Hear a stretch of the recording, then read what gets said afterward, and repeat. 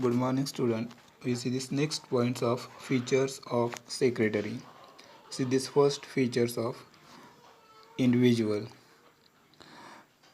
So this individual means what? Only an individual alone can be appointed as a secretary. A firm, an institution, or a corporate body cannot be appointed as a secretary. A secretary has to be an individual as per the provision of the company law and also due to the skills required to fulfill the duties and responsibilities toward the employers. Number एक features म्हणजे वैशिष्ट्य सांगितलेलं आहे की individual means व्यक्तिगत की जो secretary आहे त्या सेक्रेटरी ही जी काही व्यक्ती आहे त्या व्यक्तीची म्हणजे एका व्यक्तीची आपण सेक्रेटरी म्हणून काय करू शकतो अपॉइंटमेंट करू शकतो. म्हणजेच ती एक व्यक्ती असते ती म्हणजे पुढे म्हटलं firm and institutions or a corporate body म्हणजे यांची आपण सेक्रेटरी म्हणून अपॉइंटमेंट करू शकत नाही. कंपनी लॉ आहे जो कंपनी कायदा आहे त्या कंपनी कायद्यानुसार ज्याच्याकडे स्किल्स आहे किंवा तो जबाबदारी स्वीकारू शकतो अशा व्यक्तीची आपण चिटणीस किंवा सेक्रेटरी म्हणून अपॉइंटमेंट करू शकतो. सेकंड सांगितलेलं आहे duties. A secretary has to perform routine and administrative duties such as co-response, conducting meeting, maintaining records, and providing information. Secretary also has to fulfill the day-to-day routine duties related towards the employer or organization such as clerical work, recording, fixing appointments, giving reminders, replying to other employees' queries, etc. These duties vary according to the nature of work of the organization or employer. In recent time, secretary has to ensure legal compliance. So these most points of these duties. So these different duties work in this company. So this which of these duties? The first of corresponds. This most important duties in this company. So this corresponds means पत्रव्यवहार म्हणजे कंपनीमध्ये जे काही पत्रव्यवहार होतात ते पत्रव्यवहार करण्याचं काम हे कोणाचं आहे सेक्रेटरीचं. ही पहिली त्याची ड्युटी आहे जबाबदारी आहे. So this next of this conducting meeting. ज्या कंपनीमध्ये वेगळ्या सभा होणार आहेत सभा घ्याव्या लागतात त्या सभा घेण्याची जबाबदारी ही त्या सेक्रेटरीची आहे. Next of this maintaining records. कंपनीमध्ये जे काही वेगळ्या ज्या नोंदी आहेत त्या सगळ्या नोंदी ठेवण्याचं काम या सेक्रेटरीचं आहे. And providing information. त्याचबरोबर कंपनीच्या संबंधी जी काही माहिती आहे ती माहिती पुरवण्याचं काम या सेक्रेटरीचं आहे. So the secretary also has to fulfil the day to day routine duties related towards the employer or organisation such as clerical work. त्याचबरोबर कंपनीमध्ये तो एक नोकर म्हणून काम करत असतो. त्या नोकर म्हणून काम करत असताना कंपनीचे सगळे क्लेरिकल वर्क त्याचबरोबर जे काही रेकॉर्डिंग त्याबरोबर एखाद्याची अपॉइंटमेंट फिक्स करणं या सगळ्या गोष्टी त्यानं करायच्या आहेत. Next one number third qualification. Every secretary must possess certain qualities and qualifications as per the organization.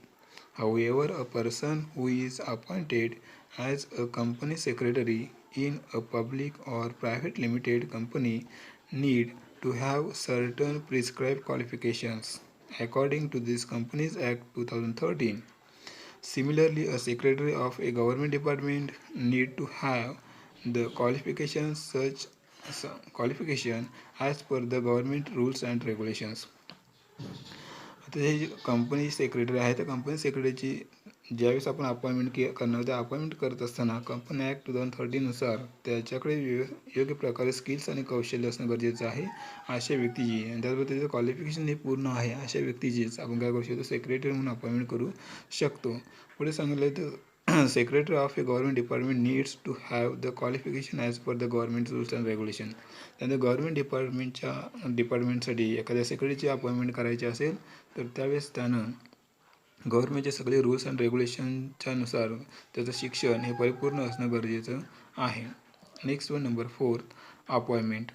A secretary can be appointed by individuals professionals, society, corporation, government, public organization, joint stock company, etc. In other words, a secretary can be a personal or institutional secretary.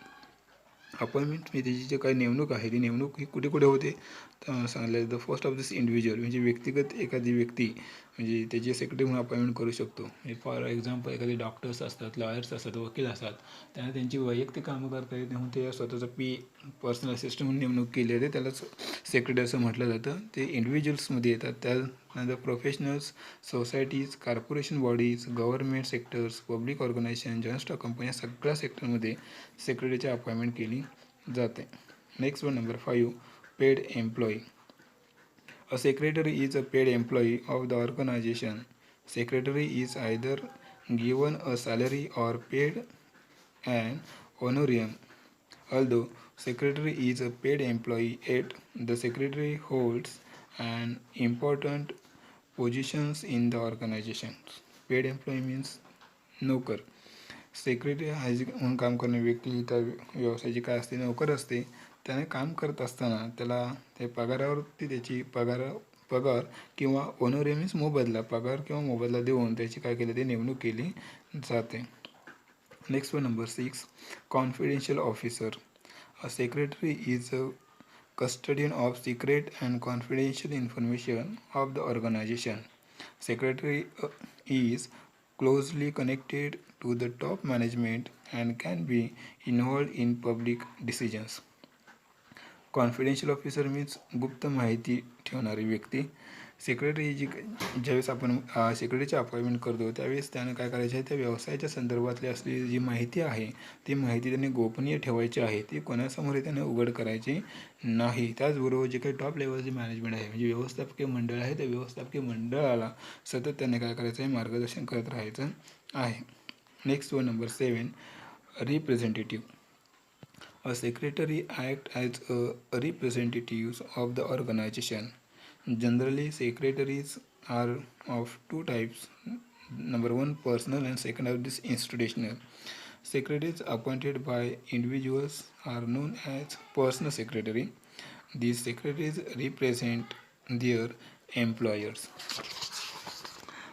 Institutional secretaries are appointed by societies, companies, government departments and represent the organizations. ज्यावेळेस सेक्रेटरीची आपण appointment करणार representative प्रतिनिधित्व कुणाचं करतात ते first म्हणलं the person म्हणजे एखादी व्यक्तीने वैयक्तिक जर तिची सेक्रेटरी म्हणून नेमणूक केली असेल तर ते पर्सनमध्ये येतात. त्यानंतर इन्स्टिट्यूशनमध्ये ज्या काही संस्था आहेत त्या संस्थांमध्ये सुद्धा सेक्रेटरीची अपॉइंटमेंट केली जाते. त्या संस्थांमध्ये येतात. अशा दोन्ही प्रकारांमध्ये चिटणीसाची नियुक्ती किंवा सेक्रेटरीची नियुक्ती केली जाते. And then last of this number 8 qualities. A secretary should possess certain qualities so as to conduct the secretarial duties smoothly. The qualities like concentration, intelligence, tact, loyalty, cooperation, courtesy, leadership, orderliness, and knowledge seeker assist in smooth and efficient working of the organizations. So these are the different qualities in this secretary. प्रामाणिक म्हणा, त्यानंतरला वैयक्तिक म्हणा, त्यानंतरला एकमेकांना सामावून घेण्याची क्षमता, त्यानंतरला नेतृत्व करण्याची क्षमता या सगळ्या प्रकारचं नॉलेज त्या व्यक्तीकडे असणं फार गरजेचं आहे. म्हणजे वेगवेगळ्या क्वालिटीज या अंगी असतील तर तो त्या कंपनीमधले कुठलेही काम असेल तर ते काम तो काय करू शकतो सुरळीतपणे पार पाडू शकतो. थँक्यू.